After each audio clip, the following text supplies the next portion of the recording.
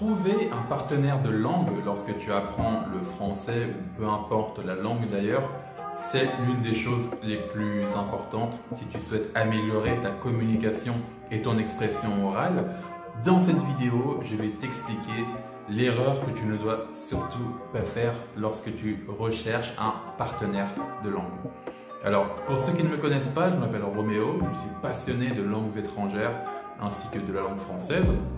J'apprends l'anglais, l'espagnol et le japonais en ce moment. Enfin, ça fait un moment que j'apprends l'anglais, l'espagnol, donc j'ai un niveau un peu plus avancé et je suis débutant en japonais car j'apprends vraiment la langue là en ce moment.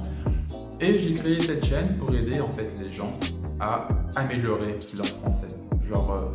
Je vous partage en fait les peu d'expériences que j'ai en langue étrangère pour que vous ne fassiez pas les mêmes erreurs que moi j'ai fait dans le passé et pour aussi vous partager tout ce que j'ai appris en plusieurs années d'apprentissage.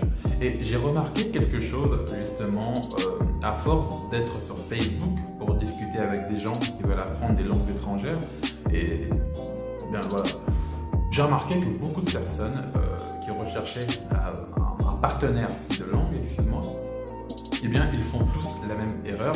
Et peut-être que toi-même tu fais cette erreur. C'est tout simplement d'aller voir les gens et de juste leur demander de devenir ton ou ta partenaire de langue. Moi, ça m'arrive souvent de tomber sur des gens comme ça sur Facebook qui arrivent et qui me demandent « Roméo, est-ce que nous pouvons devenir partenaires? Est-ce que tu peux m'apprendre le français ?» Le problème, c'est que si tu vas voir quelqu'un, n'importe qui, que ce soit moi ou n'importe qui d'autre dans la rue, la plupart des gens vont te dire non.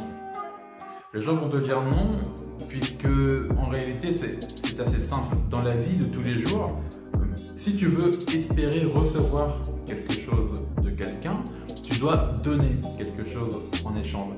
Parfois ça peut arriver que tu aies des gens qui soient altruistes, c'est-à-dire des gens qui acceptent sans aucune contrepartie de t'offrir quelque chose, mais dans la plupart des cas, tu dois toi-même leur offrir quelque chose avant si tu veux espérer recevoir quelque chose en retour. Et dans le domaine des langues, c'est ce que j'ai remarqué, c'est que ce qui fonctionne le mieux, ce ne sont pas les partenariats qui vont se faire uniquement dans un seul sens, ça va être des partenariats qui vont se faire dans les deux sens. Ça veut dire que si toi, ta langue maternelle, c'est par exemple l'arabe ou l'espagnol, et que tu veux apprendre le français, eh bien, va d'abord voir une personne qui apprend le français et propose-lui de lui enseigner ta langue maternelle. Propose-lui de lui enseigner l'espagnol ou de lui enseigner l'arabe. Et demande-lui en échange qu'il ou elle t'enseigne le français. C'est ça qu'on appelle un échange de langue. Beaucoup de personnes font l'erreur de juste aller voir les gens en leur disant « S'il te plaît, aide-moi à améliorer mon français ». Alors que c'est pas comme ça que ça fonctionne car, je suis désolé, moi-même beaucoup de personnes me posent la question, mais je ne peux pas me permettre à l'heure actuelle d'avoir des dizaines et des dizaines de partenaires avec qui j'échange juste en français. Je veux dire que mine de rien, j'ai quand même pas mal de choses à faire, j'ai pas beaucoup de temps libre, surtout en ce moment, alors je ne peux pas forcément le faire et c'est le cas aussi pour beaucoup d'autres Français dans le monde. Ça veut dire que si tu veux trouver un partenaire de langue, ne fais surtout pas cette erreur et propose-lui toujours de lui enseigner ta propre langue maternelle. Viens voir cette personne en lui disant « Si tu veux, je peux t'aider à apprendre ma langue. » Et moi, je te conseille plusieurs plateformes si tu veux faire ça. Alors bien sûr, tu peux le faire sur les groupes Facebook, sur les groupes de discussion sur Messenger. Mais le mieux, ce serait d'aller sur la plateforme HelloTalk. HelloTalk, c'est une plateforme qui est faite pour ça. Tu as aussi Tandem ou Speaky. Donc ce sont trois plateformes que tu peux utiliser pour trouver un partenaire de langue assez rapidement. Alors, avec tout ça, normalement, tu devrais avoir toutes les clés en main pour trouver un partenaire avec qui échanger en français assez facilement.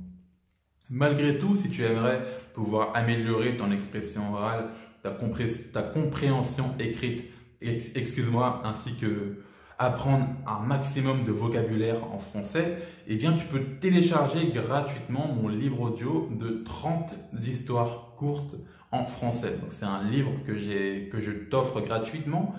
Donc, c'est un livre dans lequel je te raconte plusieurs histoires en parlant lentement. Donc, l'idéal, ce serait d'écouter le livre tout en lisant la transcription pour pouvoir apprendre le plus possible. Donc le livre, il est disponible en description sur YouTube, ou alors si tu écoutes le podcast, tu peux aller directement sur mon site FrenchIn5minutes.com. Dans ce site, eh bien, tu auras juste à rentrer ton adresse email pour télécharger gratuitement le livre audio. Moi, je te dis à la prochaine pour un nouvel épisode et en attendant, prends soin de toi. Salut!